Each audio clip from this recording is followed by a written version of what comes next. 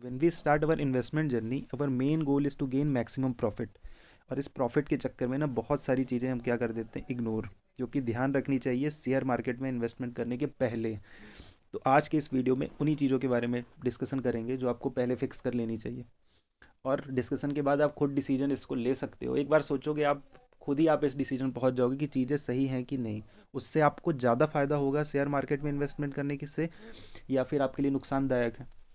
तो चलिए स्टार्ट करते हैं बिना समय गंवाए हुए। सबसे फर्स्ट है बेसिक्स कहाँ से लिया गया है। तो फर्स्ट थिंग इज़ दैट कितनी भी कोई भी आप जो भी सक्सेसफुल बुक्स हैं उनको पढ़ लो, या फिर आपको जो भी फेमस या फिर सक्सेसफुल इन्वेस्टर हैं उनको का इंटरव्यू सुनोगे, तो डायरेक्टली या इनडायरेक्टली रूप से ये चीज़ों को बताते रहते हैं। बट अपना मेन फोकस कहाँ पे रहता है, प्रॉफिट में। और अपनी आंखें कब खुलती हैं, जब अपने को लॉस होता है। जब खुद लॉस होगा तब आपकी आंखें खुलेंगी, तब आपको चीज़ें समझ में आएंगी। तो अपने को गलती ये करनी नहीं है, जो लॉस जिन्होंने कर दिया उससे सीखना है। मेरा भी लॉस हो चुका है। एक चीज़ मैं और अभी आपको क्लियर कर दूँ पहले ही। तो सबसे बड़ी चीज़ क्या है, आपकी कैपिटल को प्रोटेक्ट करके रखना है। और कैपिटल प्रोटेक्ट होगा कैसे? कैपिटल प्रोटेक्ट आप कोई भी ब्लू चिप कंपनी या फिर बहुत अच्छी इंडिया की सबसे बेस्ट कंपनियों में इन्वेस्टमेंट कर दोगे, तो उससे आपका कैपिटल प्रोटेक्शन से कोई मतलब नहीं है। बात कौन सी होगी, अच्छी कंपनियों में इन्वेस्ट करके आप क्या कर सकते हो, प्रॉफिट कमा सकते हो, बट अपना कैपिटल प्रोटेक्ट नहीं कर सकते अगर सिर्फ आपका पूरा पैसा शेयर मार्केट में इन्वेस्टेड है। तो कैपिटल प्रोटेक्शन के लिए क्या चाहिए उसके बारे में डिस्कशन करेंगे। तीन चीज़ें हैं जो आपको ध्यान रखनी चाहिए पहले। First thing is emergency fund first नहीं है। फर्स्ट थिंग इज़ आपको ध्यान रखना है हेल्थ इंश्योरेंस आपको सबसे फर्स्ट कराना है शेयर मार्केट में इन्वेस्टमेंट करने के पहले। प्रॉफिट क्या है उसके बारे में डिस्कशन करेंगे। क्योंकि आपका हेल्थ इंश्योरेंस होगा एक, अगर आपकी एज है 20 से 30 साल के बीच में, तो अप्रॉक्स आपका 5 से 10 हज़ार रुपये के बीच में हो जाएगा। 5 to 10,000 रुपीज़ ईयरली। अब तो EMI में भी बहुत सारी कंपनियां देने लगी हैं। इसमें 5 से 10 हज़ार रुपये में आपको मिलेगा कितने का कवर, 10 लाख रुपए का। जो कि 10 हज़ार को आप 10 लाख में नहीं कन्वर्ट कर सकते हो शेयर मार्केट में। और हेल्थ ऐसी कंडीशन है कि कभी भी हो सकती, कभी भी आपको हेल्थ रिलेटेड इशू हो सकता है, हॉस्पिटल जाना पड़ सकता है। तो फर्स्ट थिंग आपको हेल्थ इंश्योरेंस करवा लेना चाहिए। आपको एक भी रुपया आप अगर आपके पास एक्स्ट्रा है, सोच रहे हो शेयर मार्केट में इन्वेस्ट करने का, तो इन्वेस्टमेंट ना करो। सबसे पहले आप हेल्थ इंश्योरेंस एक ले लो। 5 हज़ार से 10 हज़ार रुपये में एक 5 से 10 लाख रुपए का आराम, 5 लाख का तो आ ही जाएगा। और अभी तो नॉर्मली आपके खर्चे इसमें निकल जाएंगे। इसमें आप 5 से 10 लाख रुपए बना लिए। अगर आप सोच रहे हो कि 5 हज़ार बेकार हो जाएगा, हम अभी हट्टे कट्टे स्वस्थ हैं, और डेंगू बहुत सारी ऐसी बीमारियां होती है हट्टे कट्टे किसी को भी हो सकती है, और एक बार हॉस्पिटल गए तो चूना इतना ज़्यादा लगता है ना कि वो 5 हज़ार फिर ध्यान आता है कि 5 हज़ार क्यों खर्च किया, क्यों खर्च नहीं किया उस समय। First thing is health insurance. Second thing is emergency fund. Emergency fund क्यों ज़रूरत है?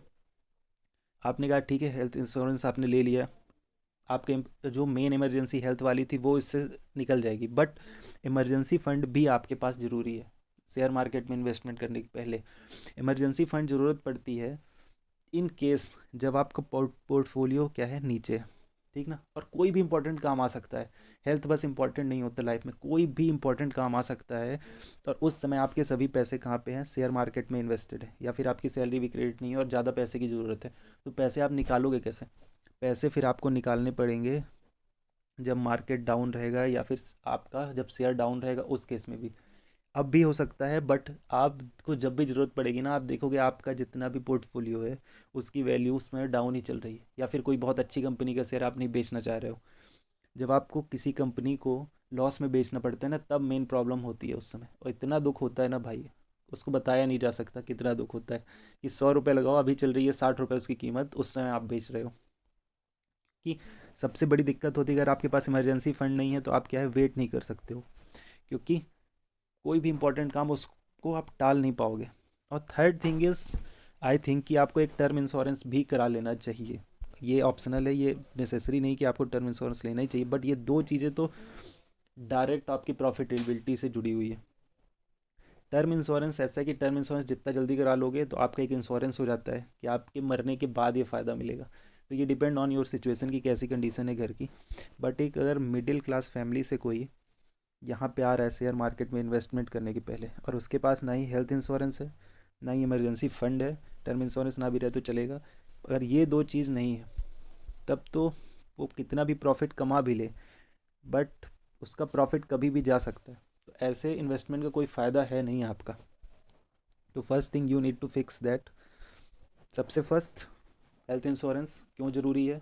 5,000 में 5 लाख रुपए का आपको मिल रहा है इंश्योरेंस, और 5 लाख रुपए आप 5,000 से शेयर मार्केट में नॉर्मल कंडीशन में तो इम्पॉसिबल है बनाना, ये आप जान जाओ। अगर इतनी एक्सपेक्टेशन है तो आप गलत जगह जा रहे हो।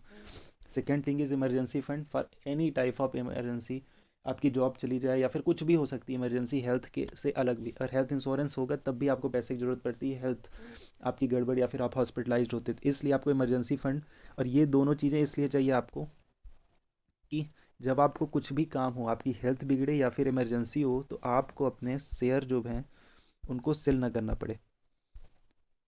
ये दोनों चीज़ें, जब आपको शेयर जो है, शेयर में आपका इन्वेस्टमेंट है, उसको सेल ना करना पड़े, ये दोनों चीज़ें उस लिए।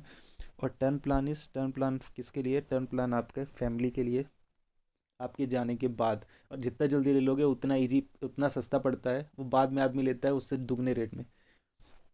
और फिर जितने पैसे बचते हैं उससे एक्स्ट्रा, अब आप हो गए हो फ्री, हेल्थ से भी, इमरजेंसी से भी। इसके बाद जो भी एक्स्ट्रा पैसे बचते हैं उसको आप इन्वेस्टमेंट करिए। और आपका पोर्टफोलियो जब डाउन भी रहेगा तो आपको टेंशन नहीं रहेगी पैसे निकालने की, क्योंकि आपके पास इमरजेंसी फंड भी है और हेल्थ इंश्योरेंस भी है। और आराम से रिलैक्स होकर प्रॉफिट कमाइए। आदमी दिक्कत क्या करता है, गलती क्या करता है कि पैसे कमाना, जॉब लगी, पैसे आना स्टार्ट हुए, और पैसे आदमी इन्वेस्ट कर देता है पूरा का पूरा मार्केट में स्टार्टिंग में। और फिर क्या होता है, अच्छा प्रॉफिट भी स्टार्टिंग में होता है, और फिर कहीं जो बीच में हो गई आपकी तबीयत ख़राब, और अपने पास तो पैसे बचते नहीं हैं अगर फिर, तो आपका क्या हो जाता है, जितना भी प्रॉफिट रहता है, प्रॉफिट प्लस प्रिंसिपल भी लग जाता है, चला जाता है डॉक्टर के पास। तो हो गया, हम आ जाते हैं कहाँ पे, जीरो पे, फिर से जहाँ से स्टार्ट किया था वहीं पे। तो अपने को जीरो में नहीं आना है, इसलिए ये दो चीज़ें बहुत इंपॉर्टेंट हैं, ये तो आप ध्यान रखो। और अगर किसी ने हेल्थ इंश्योरेंस और इमरजेंसी फंड दोनों मेंटेन करके रखे हुए हैं तब वो इन्वेस्टमेंट करे आराम से। क्योंकि ये शेयर मार्केट है, यहाँ हमेशा मार्केट अप तो रहता नहीं, कभी अप रहेगा कभी डाउन, कभी अप कभी डाउन। तो ये डाउन टाइम की प्रोटेक्शन मेंटेन करने के लिए इन चीज़ों का रहना बहुत ज़रूरी है।